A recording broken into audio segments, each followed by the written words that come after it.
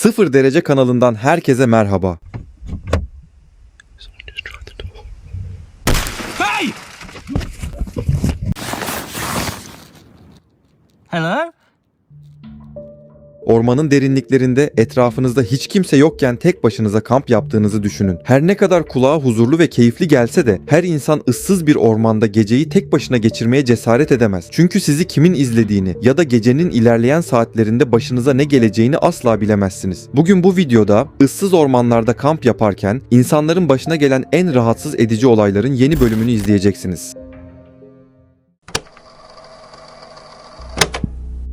11 Şubat 2024'te gizli kamp videolarıyla tanınan YouTuber Brandon Explores, İngiltere'nin küçük bir kasabasında gece geçirdiği bir video yayınladı. Bu küçük kasabanın adı Jaywick'ti. Ancak burası İngiltere'nin en yoksul ve yaşam koşullarının en kötü olduğu bölgelerden biri olarak biliniyordu. Yüksek işsizlik oranı ve bölgedeki zorlu yaşam şartları zamanla suç oranlarının da artmasına neden olmuştu. Brandon ise medyada anlatılanların gerçeği ne kadar yansıttığını kendi gözleriyle görmek için bölgeyi ziyaret etmeye karar verdi. İlk izlenimleri oldukça olumluydu. Özellikle kasabanın çevresindeki doğal manzarayı beğenmişti. Fakat o sırada sakin başlayan bu gezinin kısa süre sonra büyük bir probleme dönüşeceğinden habersizdi. Her şey Brandon'ın hava kararmadan önce minibüsünü bırakabileceği, fazla dikkat çekmeyen bir yer aramasıyla başladı. Bir süre kasabanın içinde dolaştıktan sonra uygun görünen bir otopark buldu ve geceyi burada geçirmeye karar verdi. Ancak çok geçmeden çevrede kendisini tedirgin eden bazı şeyler fark etmeye başladı. Bunlardan biri yüksek sesle gangster rap müziği açarak çevrede dolaşan insanlardı.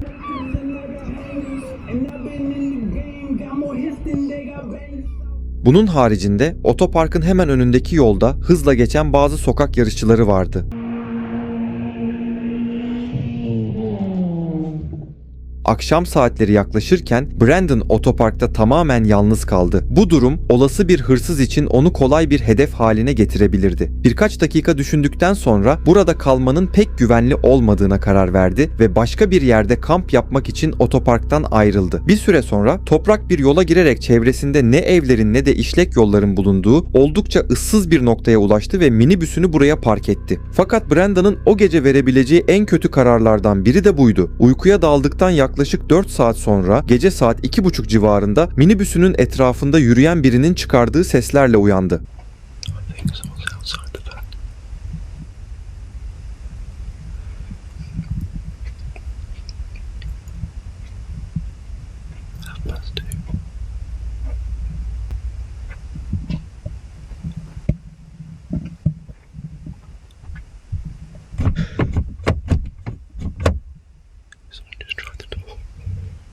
Hey!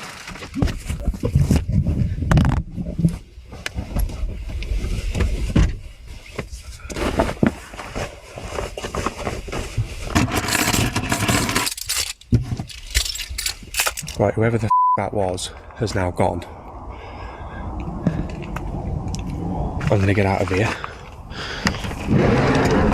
Oh my god.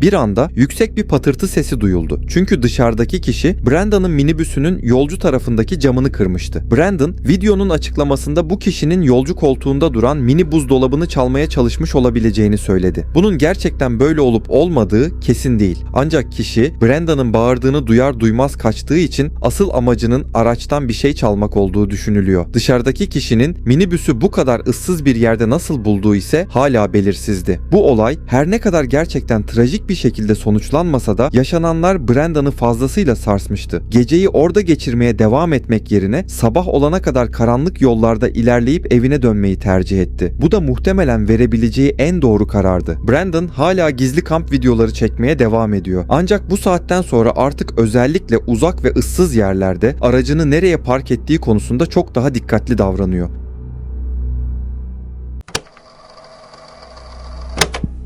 2025 yılının Mart ayında Sort of Interesting adlı YouTube kanalının sahibi Daniel Brown hem kendisini hem de birçok izleyiciyi oldukça rahatsız eden bir video yayınladı. Daniel o güne kadar yayınladığı kamp videolarında herhangi bir sorunla karşılaşmamıştı. Ancak bu kez yaşananlar gerçekten insanı tedirgin edecek türdendi. How good is this little area here? Nice and open, a good amount of flat space, only a few little stones dotted around, but most importantly for somewhere that there's an unbelievable amount of people walking around, even now, it's nicely sheltered, especially well hidden and camouflaged when you come down to waist height and below. You've got a lot of good trees growing and a lot of downed wood. I swear 2 people have already been within very close proximity. I don't think they've seen me because why would they? Who would even look in here for someone? Daniel bir yer bulduktan sonra hava kararmadan önce dinlenmek ve akşam yemeğini yemek için nehir kenarına indi. Güneş battığında ise geceyi geçirmek üzere çadırını kurmak için kamp alanına geri döndü. Of setting up somewhere to sleep is the absolute epitome and perfect illustration of everything I love about wild camping and just being outdoors in general. So this is my bivvy setup. Because I can't afford a proper sleeping bag, I've found a really old cheap envelope bag to go over my really cheap old mummy bag. I've got my inflatable pillow and we've got an inflatable mat beneath us. I'm hoping the ground isn't going to be too hard and there's going to be nothing particularly sharp beneath all that. I can't believe how still the air is around here. I know we've got a bit of the road noise in the background, but that won't last forever and it's actually a really nice spot, to be honest. Now that I can't hear footsteps every 2 seconds, it's wonderful.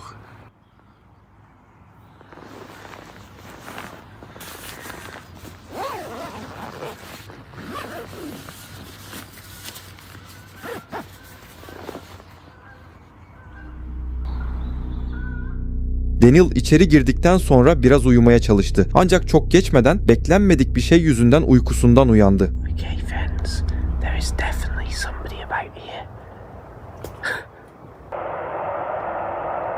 Yeah. So you might be able to see there is somebody walking towards us. Okay, things have gone a little bit wrong at the moment, but I'm still quite upbeat about the situation. Nothing serious, but quite comical. So I thought I'd go out and have a look what was going on around in the main walking area because there were a few torches going by and there'd been some noises and rustling in the woodland that I didn't think anybody would be in. So I thought I'll go out and just have a nose around. So you might have seen that little glimpse of lights that were heading towards me. As I was focused on them way across a field or two, I almost jumped out of my skin because a dog walker came down behind me. So in a bit of a panic to make sure they didn't think that I was milling around in that particular area, I had to immediately start walking in the exact opposite way of the bivvy. So what I don't like about this situation is I've got my electronics and my cooking stuff with me, but all of the sleeping bags, the bivvy, the air mattress is all out there on its own, which I don't think it's in any danger, but I would rather be with it than separated with people out and about. Uzakta, kamp alanının yakınındaki bir tarlada hareket eden el fenerleri görülüyordu. Daniel bu durumdan açıkça tedirgin olmuştu. Çadırını geride bırakarak ana yürüyüş yoluna doğru geri dönmeye karar verdi. Bir süre sonra yabancıların bölgeden ayrıldığını umarak dikkatlice kamp alanına geri döndü. Ancak olay burada bitmedi. I'm trying to keep calm and keeping calm. I'm almost too scared to breathe here. I think a dog or something just came in. I was half asleep when, with no prior torchlight, a lot of animal-like rustling broke out. Then suddenly in the darkness, a loud crack sound really woke me with a start.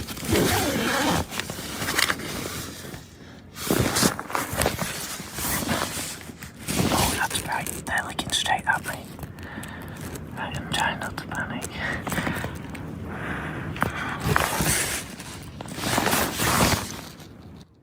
Hello?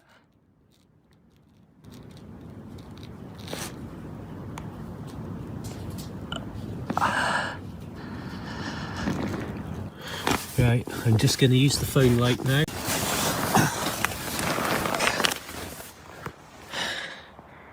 They haven't been about, I haven't seen a single light now for maybe 5-10 minutes. I don't even know. I've been just trying to keep as calm as possible. But when they walked off and the light went out, I don't even know which direction they were. But somewhere in that direction. I'll forget it. Let's just go. Right. I'll use the phone now. I'll keep the phone recording just in case anything else happens, and I'll use it as my only light.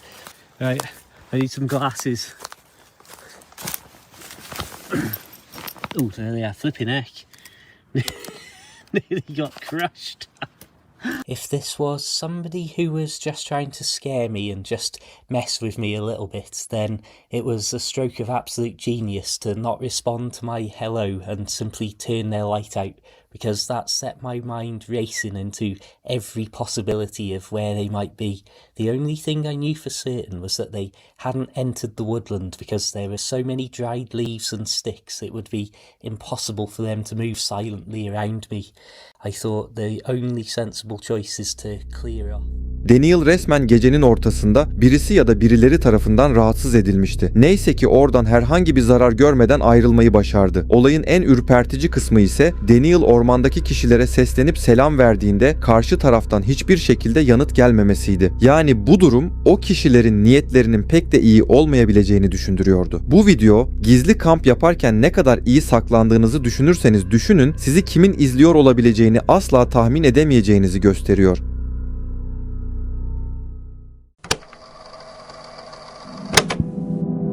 Noah adında bir genç 2020 yılının Nisan ayında bu videoyu paylaştı. Noah, Oregon'daki Sun River ormanlarında kamyonetiyle kamp yapmaya karar vermişti. Yolda ilerlerken kamp yapmak için uygun olduğunu düşündüğü bir nokta buldu ve kamyonetiyle ormanın derinliklerine doğru ilerledi. Orada geçirdiği ilk gece dışarıdan gelen sesler nedeniyle uykusundan uyandı. Bir süre sessizce dinledikten sonra duyduklarının birinin yürürken çıkardığı ayak sesleri olduğunu anladı. Duyduğu adımlar yakınlarda birinin bulunduğu izlenimini verdi. Bunun üzerine kamerasını çıkarıp yaşananları kayda almaya başladı. I'm currently sleeping in the back of my truck right now. I don't even know what time it is. And there's someone walking around my truck right now. If you can hear that, it's pretty loud. He's been walking around for like 20 minutes already. I don't really know what to do. I'm a little freaked out right now. And it's like pitch black outside. And like, this doesn't make any sense because I parked somewhere where you couldn't see. No one was on that road. He's touching my truck. Knocking on my truck. The canopy, the back door's locked. I've never been so scared before ever. I don't think he knows that there's anyone in here.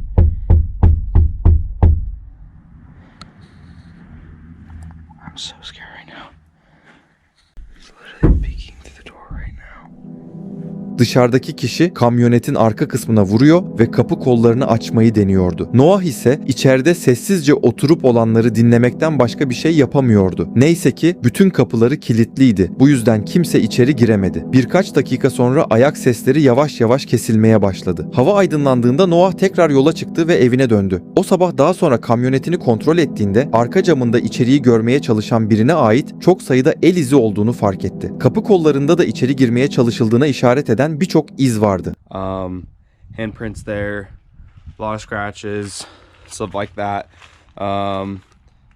Dragging his finger on my side of my truck. Looks like to be trying to get inside my truck. That's really all I could tell from when he was walking around. More handprints trying to get in my truck. At least the back canopy was locked, but yeah.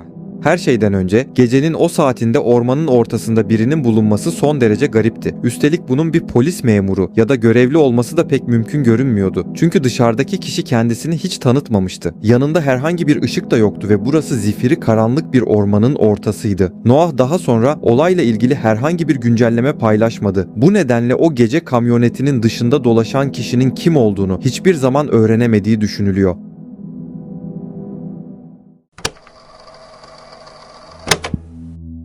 The Abandoned Camper isimli bir YouTube kanalı 15 Temmuz 2022 yılında 1800'lü yıllardan kalma terk edilmiş bir mezarlıkta gizlice kamp yaptığı bir video yayınladı. Başlangıçta her şey normal görünüyordu. Sık bitki örtüsünün arasında gözlerden uzak bir açıklık buldu ve kamp malzemelerini çıkararak yerleşmeye başladı. Kampını kurduktan sonra karanlık çökene kadar vakit geçirmek için mezarlığı keşfetmeye karar verdi ve işte tam o sırada işler garipleşmeye başladı. Çünkü etraftan bir takım tuhaf sesler gelmeye başlamıştı.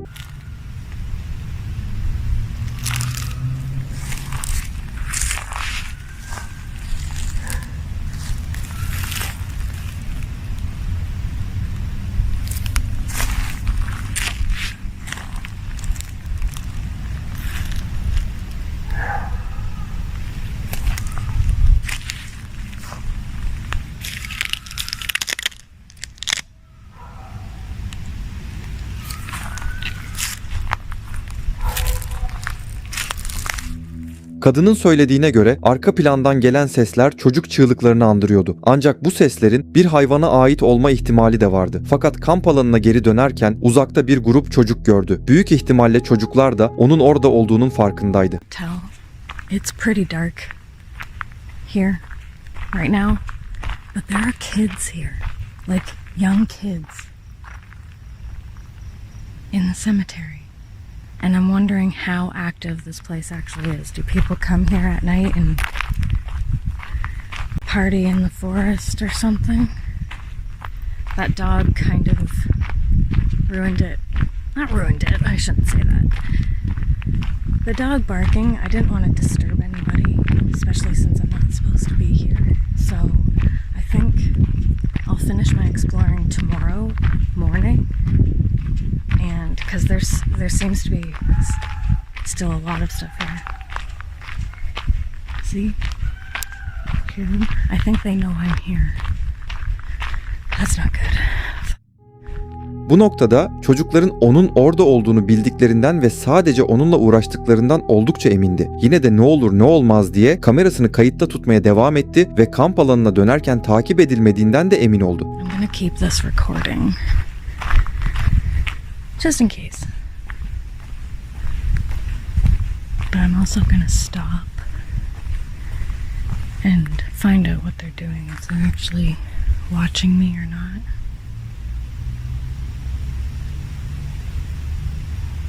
Oh, I can see them.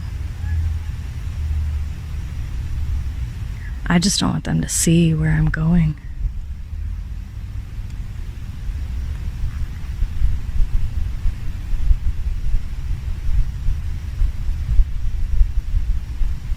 Okay. I think they're gone. Kamp alanına geri döndüğünde yemeğini pişirmek için küçük bir ateş yaktı. Ancak bunun büyük bir hata olduğu kısa süre sonra ortaya çıktı. Çünkü ateşi yaktıktan kısa bir süre sonra ormanın içinde konuşan ve kendisine doğru yaklaşan insanların seslerini duymaya başladı. There are people walking around back here.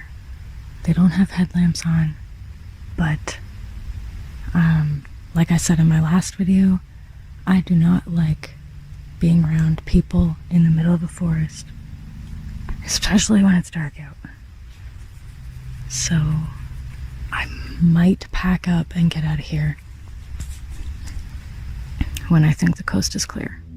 Çocukların niyetinin ne olduğu belli değildi ve muhtemelen bunu hiçbir zaman öğrenemeyeceğiz. Kadın ise risk almamak için en doğru kararı verdi. Eşyalarını toparlayıp mümkün olduğunca sessiz bir şekilde mezarlıktan hızla ayrıldı.